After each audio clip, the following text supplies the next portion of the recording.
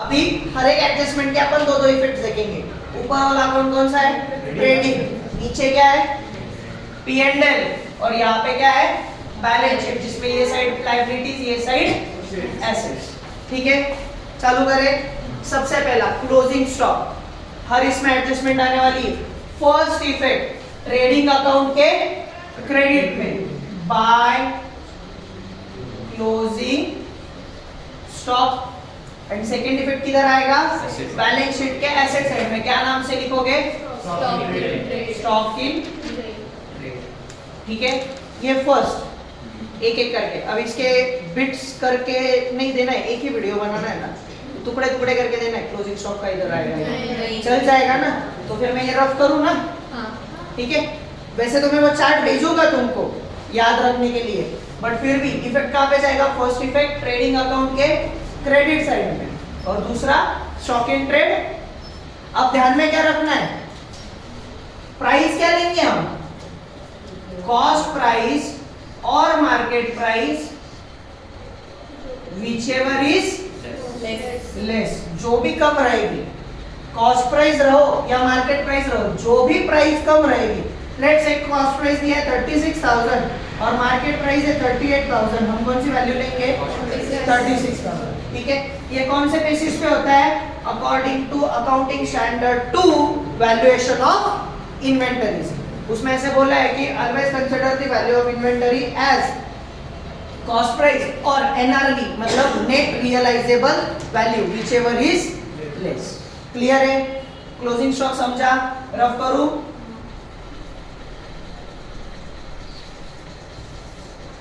Next क्या बोला है उन्होंने? डेप्रिसिएशन। अब डेप्रिसिएशन का हम क्या करते हैं? फर्स्ट इफेक्ट, यहाँ पे जो भी एसेट रहेगी उसमें से हम क्या करेंगे?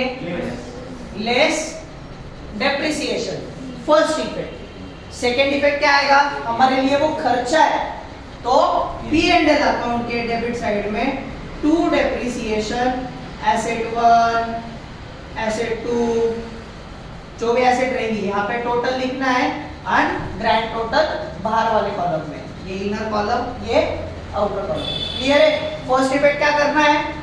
एसेट में से डेप्रिसिएशन को लेस करना है, और दूसरी चीज P&L अकाउंट के डेबिट में लिखना है। क्लियर है? सर डेप्रिसिएशन अमाउंट कितनी है पूरी वाइज? डेप्रिसिएशन की अमाउंट लिखेगा, जितना तेरा वैल्यू कम हुआ है, जितना तेरा खर्चा है, वही लिखेगा ना पूरी तरह। मतलब एसेट में से माइनस करके वो वाली रहेगा। अगर एसेट की कीमत है 1 लाख रुपए, जिसमें तू 10% डेप्रिसिएशन चार्ज कर रहा है, मतलब इधर कितना आएगा? 10,000, मतलब बाहर कितना आएगा? यहाँ पे 90,000, बराबर। तेरा नुकसान कितने का हुआ है? तो तू यहाँ पे लिखेगा कितना आया? देखते कम की हुई है। क्लियर है? आगे चले। तीसरा क्या बोला है उन्होंने? आरटीडी वगैरह तो मैं पूरा एक ये करूंगा। आउटस्टैंडिंग एक्सपेंस, कोई भी खर्चा हो, ठीक है? आउटस्टैंडिंग का मीनिंग क्या है? जो देना बाकी है। फॉर एग्जाम्पल, ये साल मैंने सैलरी दी, ठीक है? सैलरी मेरा खर्चा है, तो मैंने 2,200 रुपए सैलरी दी। 1 महीने की सैलरी अब तक देनी बाकी है। ये कितने महीने की दी मैंने? 11 महीने की। 11 महीने की 2,200 है, मतलब 1 महीने की कितनी हुई? 2,200 divided by 11, that will be 200, बराबर। तो अभी 1 महीने की सैलरी देनी बाकी है। बेसिक सा रूल है, ये साल का खर्चा यही साल देना है। फाउंडेशन वालों ने एमपीओ में भी सीखा, बराबर। क्या है? ये साल का जो भी इनकम है या ये साल का जो भी एक्सपेंस है, वो हम कौन से साल करेंगे? यही साल क्लियर करने वाले। तो जो भी सैलरी रहेगा, अगर आउटस्टैंडिंग है तो आउटस्टैंडिंग क्या करते हैं? हम ऐड करेंगे, बराबर। यहाँ पे लिखा 200 और इधर कितना आ गया तुम्हारा? 2,400। अब ये खर्चा देना बाकी है, मतलब कभी ना कभी तो देना पड़ेगा।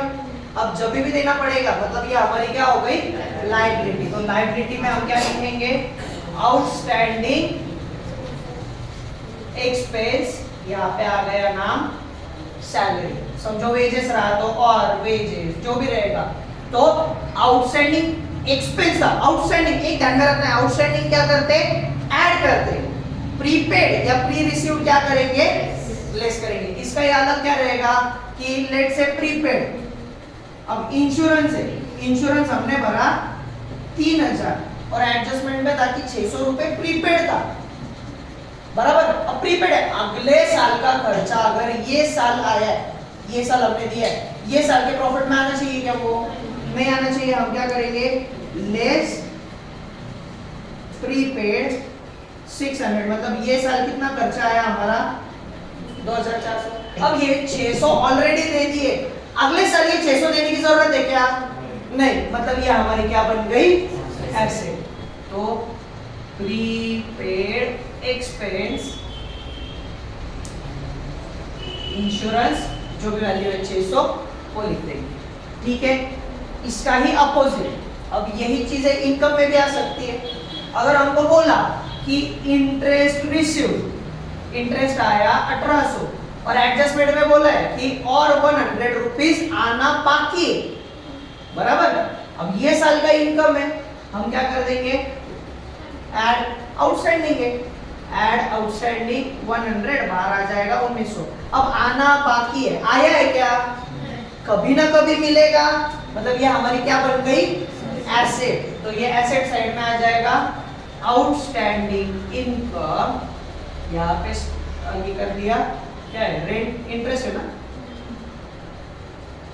इसका ही अपोजिट, अगर उन्होंने बोला है कि डिविडेंड, डिविडेंड नहीं चलो रेंट रिसीव्ड है, रेंट रिसीव्ड 2000 और उन्होंने बोला है 500 रुपए अगले 3 महीने का भी दे दिया है, बराबर। नेक्स्ट 3 मंथ्स है, मतलब ये 500 रुपए अगले साल का है, इसको क्या कर देंगे लेस प्री रिसीव्ड। अब ये कभी ना कभी दे दिया है हमने, बराबर, सॉरी मिल गया है हमें।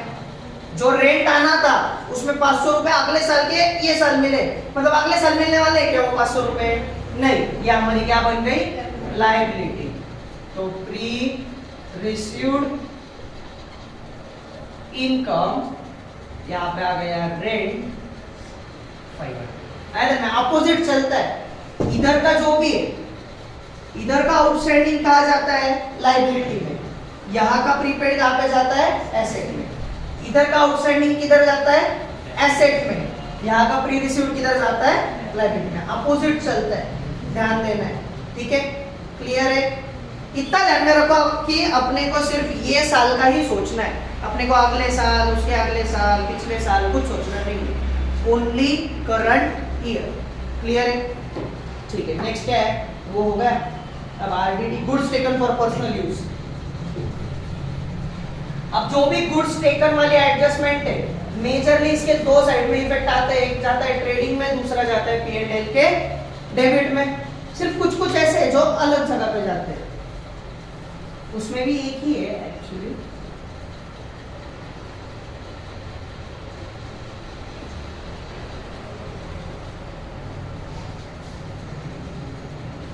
अब अगर मैं तुमको बोलूं कि goods taken for personal use, अगर पर्सनल यूज के लिए कोई गुड्स ले रहे तो उसको क्या बोलेंगे हम?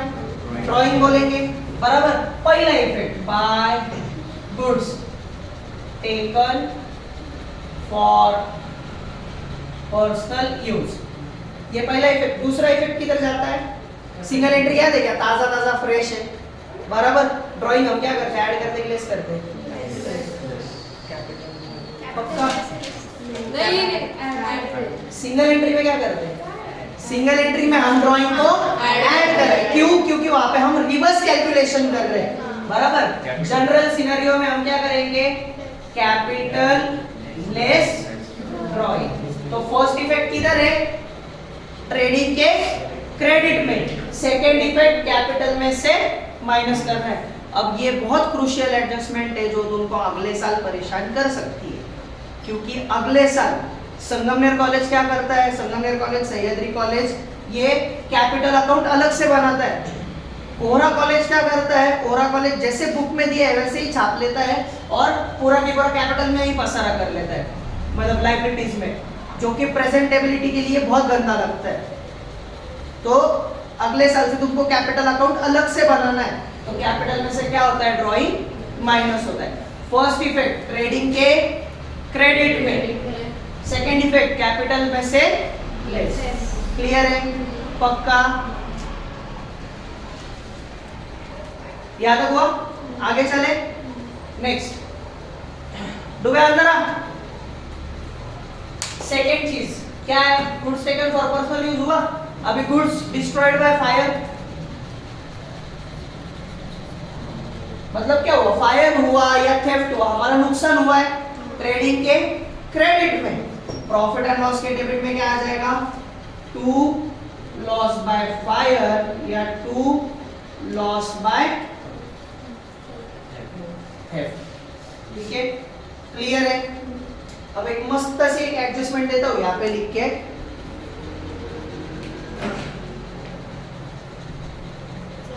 Goods destroyed of ₹5,000 but insurance company claim was given for 4,000। जब ऐसी सिचुएशन आती है, जब तुमको नॉर्मली बोले भाई गुड्स डिस्ट्रॉयड बाय फायर हुआ है, पहला इफेक्ट इधर जाएगा, दूसरा इफेक्ट इधर जाएगा, बट यहाँ पे गड़बड़ हो गई है।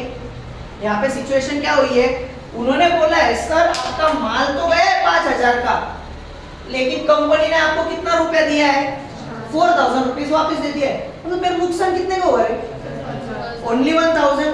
तो यहाँ पे कितना आना चाहिए, सिर्फ 1,000, बट माल कितने का गया है, आया ध्यान में, 4,000 का क्या करेंगे, इंश्योरेंस क्लेम मुझे कभी ना कभी मिलने वाला है, जो चीज मुझे कभी ना कभी मिलने वाली है वो क्या हो गई मेरी एसेट साइड में, क्या करेंगे, इंश्योरेंस क्लेम।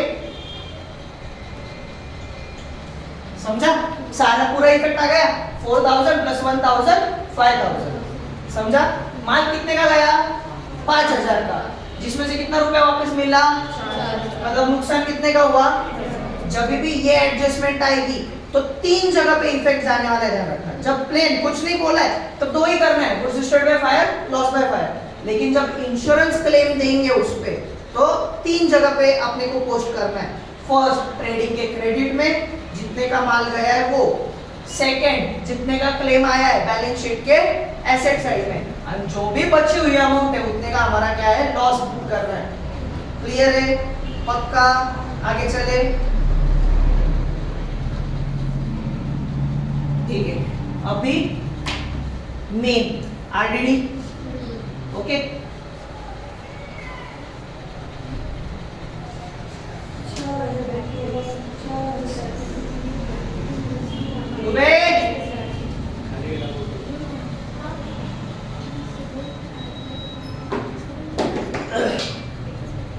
ओके।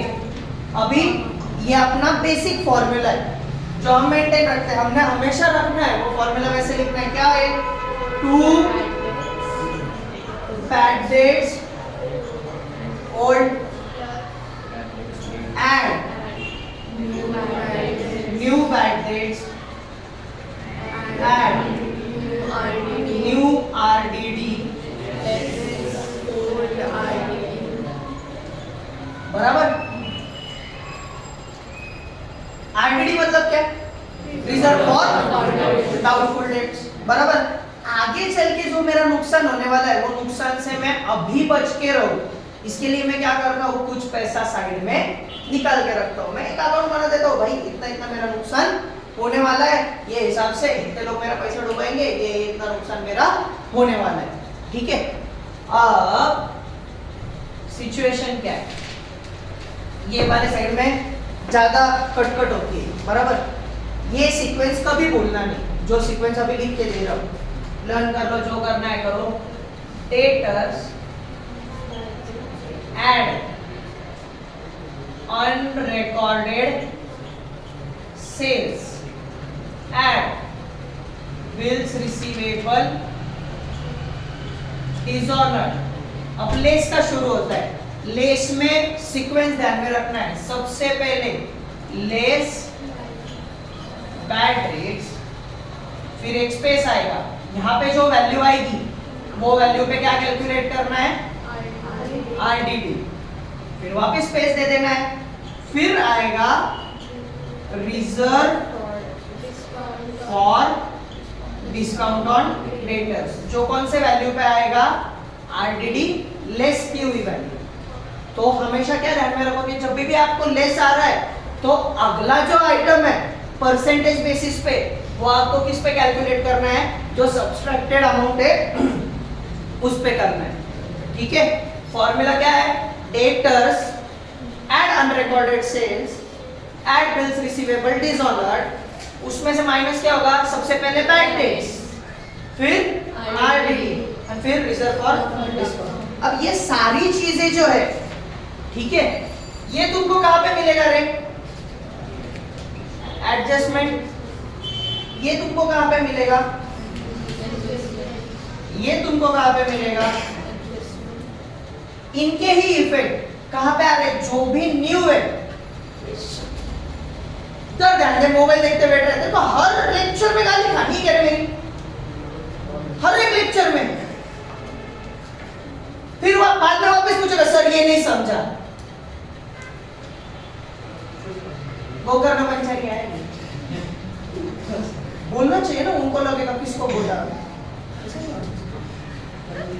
तो हर एक जो न्यू है, ठीक है, ये कहां पे मिलेगा तुमको, वो वाली अमाउंट, मतलब बैड डेट्स की जो अमाउंट है वो ट्रैवल करके किधर आएगी, इधर, आरडीडी की जो भी अमाउंट है वो ट्रैवल करके किधर आएगी, इधर, और ये जो दो है ये तुमको कहां पे मिलेंगे, ट्रायल बैलेंस के डेबिट में, ये तुमको मिलेगा ट्रायल बैलेंस के क्रेडिट में। क्रेडिट में इसके लिए हम ये क्या लिखते हैं, इसको माइनस लिखते हैं।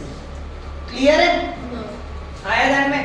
तो अगर एग्जांपल पकड़े कि डेटर्स की वैल्यू थी लेट्स से 50,000, जिसमें न्यू बैड डेट्स थे,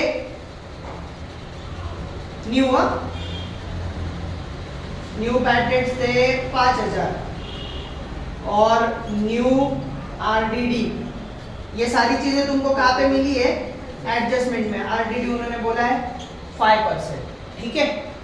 अब ट्रायल बैलेंस के डेबिट में, ट्रायल बैलेंस के डेबिट में यहाँ पे था बैड डेट्स दिया था 3,000 और इधर दिया था आरडीडी 5,000, ठीक है। पुराना आरडीडी मतलब पुराना हमने रिजर्व निकाला था 5,000 का। अभी इसको कैसे ये करेंगे, पहले तो हम डेटर्स की वैल्यू लिखेंगे, बराबर। कितनी है डेटर्स की वैल्यू 50,000। अब इसमें ना अनरिकॉर्डेड सेल है ना बिल्स रिसीवेबल डिसऑर्डर है, मतलब टोटल कितनी आई, जिसमें से एडजस्टमेंट वाले बैड डेट्स माइनस होने, मतलब कौन से, न्यू, कितना माइनस किया मैंने, अब वैल्यू कितनी आई, अब ये 45,000 पे कितना परसेंट निकलेगा, निकालो तो कितना आएगा, पक्का 2250। जब सब्ट्रैक्ट करेंगे तो 42,750 बराबर है 42,750 बराबर है, ठीक है। अब दो चीजें मिल गई हमें।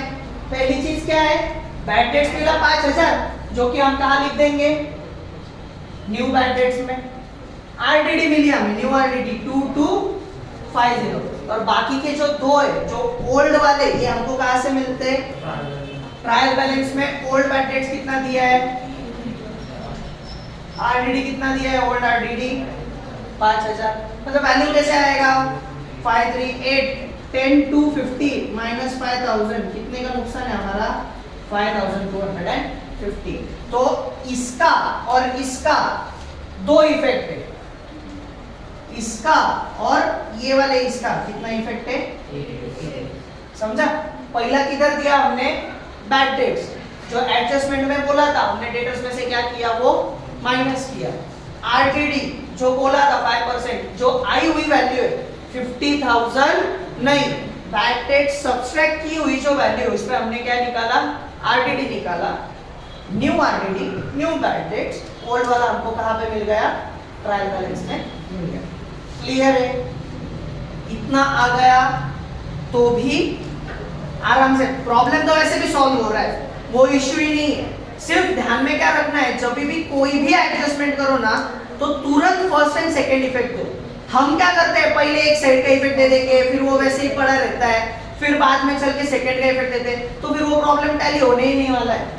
हमेशा फाइनल अकाउंट सॉल्व करते हो सबसे पहले तो पोस्टिंग कर लेना है। पोस्टिंग में कितने मार्क मिलने वाले, आधे मार्क।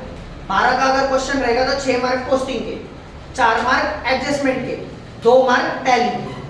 ठीक है, पोस्टिंग के 6 सिक्योर कर लिए, फिर एडजस्टमेंट पे लगना है। एडजस्टमेंट के 2-2 इफेक्ट देते चलना है, टैली होगा नहीं होगा डजंट मैटर। एडजस्टमेंट के 2-2 इफेक्ट दे देने, जैसे ही हुए 10 मार्क तक अपन पहुंचे, फिर टैली के पीछे भागना है कि अरे बाप रे मेरा टैली नहीं हुआ। समझो फर्स्ट अटेम्प्ट में टैली नहीं भी हुआ तो दिमाग खराब करना नहीं है, अगला क्वेश्चन लेना है। जब भी तुम्हारे पास टाइम बचेगा फिर वो टैली की प्रोसेस चालू करनी है। ठीक है, क्यों, क्या होता है ना, जब भी तुम क्वेश्चन सॉल्व करते हो तुम्हारा पर्सपेक्टिव, समझो गलती भी तुमने की है, तुरंत वो गलती नहीं दिखती है, बट जब तुम दूसरी जगह पे जाओगे, वापस वो जगह पे आओगे, तो नए से तुम गलती स्पॉट कर सकते हो। तो हमेशा ध्यान में रख के रखना है, एक अटेम्प्ट करना है टैली का, ज्यादा में ज्यादा 2, नहीं हुआ लगेज अगला क्वेश्चन करना है। मेजरली तो लास्ट क्वेश्चन ही है, बट मेरे ख्याल से फाइनल अकाउंट्स हमारे लिए स्कोर किए वो हिसाब से करना है। क्लियर है? आज सारे एडजस्टमेंट्स एक बार देख लो, रिवाइज करो, ये पूरा की पूरा वीडियो देखना, ट्रेडिंग अकाउंट का भी भेज रहा हूँ वो भी देखना, कल से क्वेश्चन सॉल्व करने के लिए लगने वाले। ठीक है, क्लियर है?